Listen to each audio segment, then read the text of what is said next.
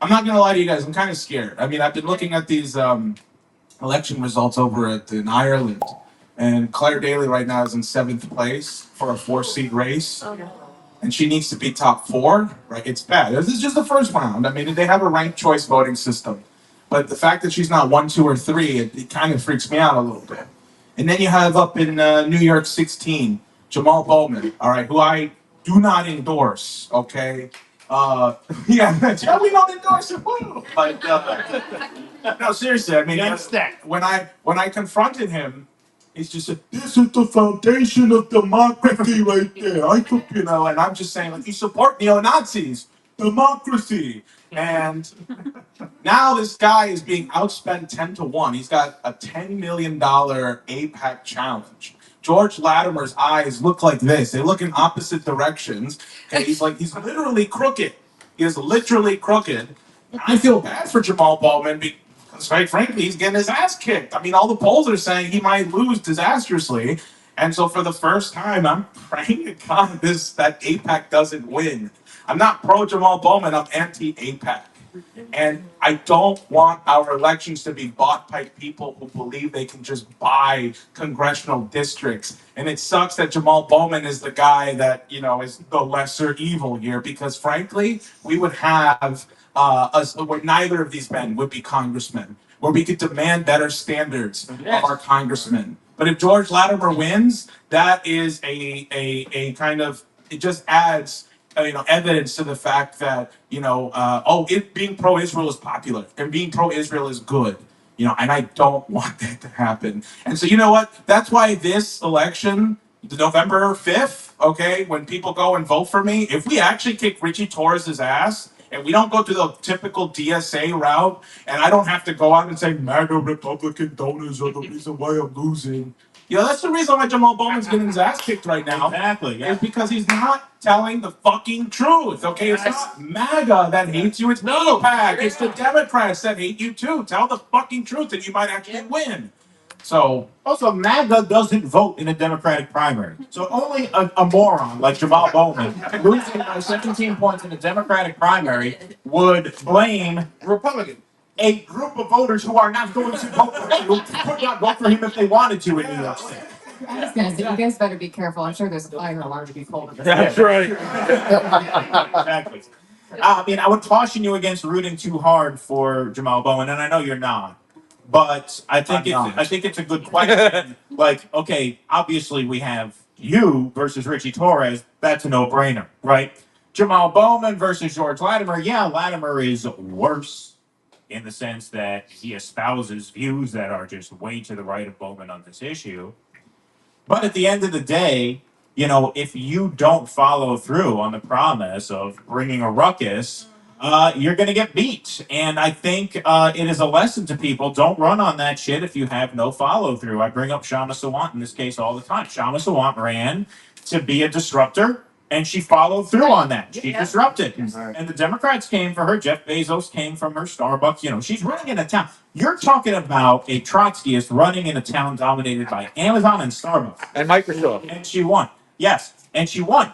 And not only did she win, but because she did not sell her voters out when she went there, when the Democrats came for her, when Bezos came for her supporters had her back. They organized around her, and they beat that recall.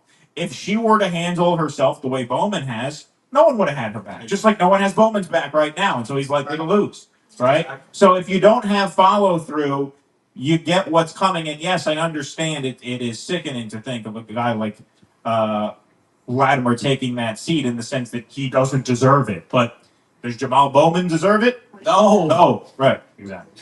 And that's why I feel so fucking conflicted, because neither of these men should be in Congress. But AIPAC shouldn't have the right to just buy them. But you see, that's kind of the difference between me and what we're doing here versus the squad. Because if I actually win, this is the base where I can just come up here and tell jokes which are perceived as homophobic, and not be afraid to actually speak my mind.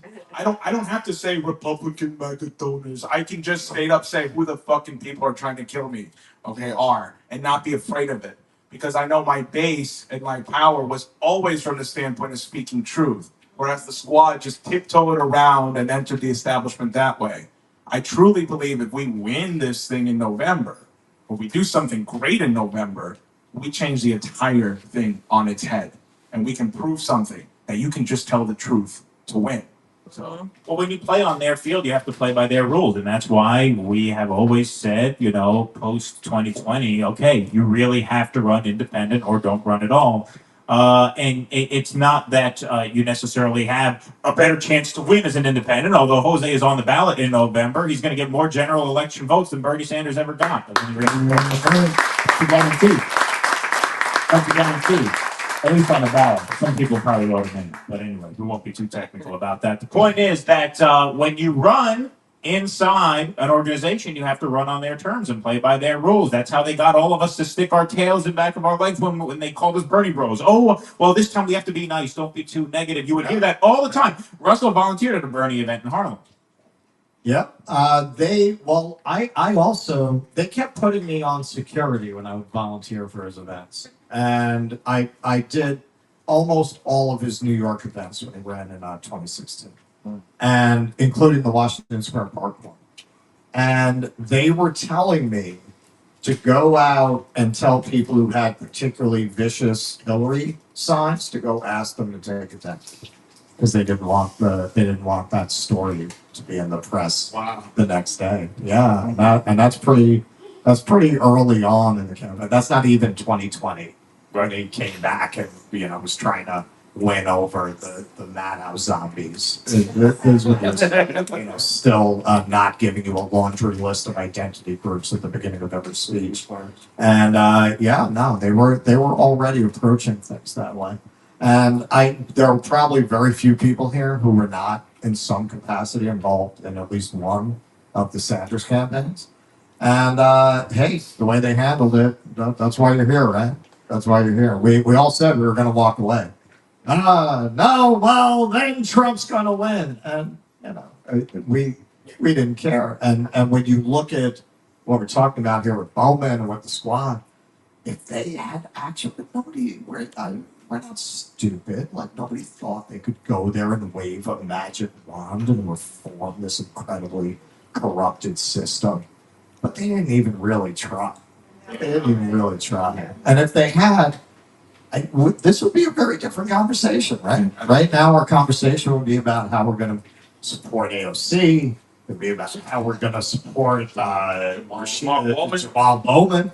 That's what we'd be talking about now. If they'd gone in there and forced the vote and done everything that they promised they were going to do, we would have had their backs, just like Shama's voters had their backs. But they didn't. That's how we wound up post-duopoly. That's how we wound up saying, we'll only support candidates that are independent. And that's why, as we were talking about some of the fundraiser, I think there's a storm coming. There's a legitimate challenge to power developing. I think a lot of what's happening now, there's been this is the first time in 8 years there's no Sanders campaign to unify the left. And in the process, we're trying to figure out what the left means, what it is. That's where a lot of these fights have been coming from.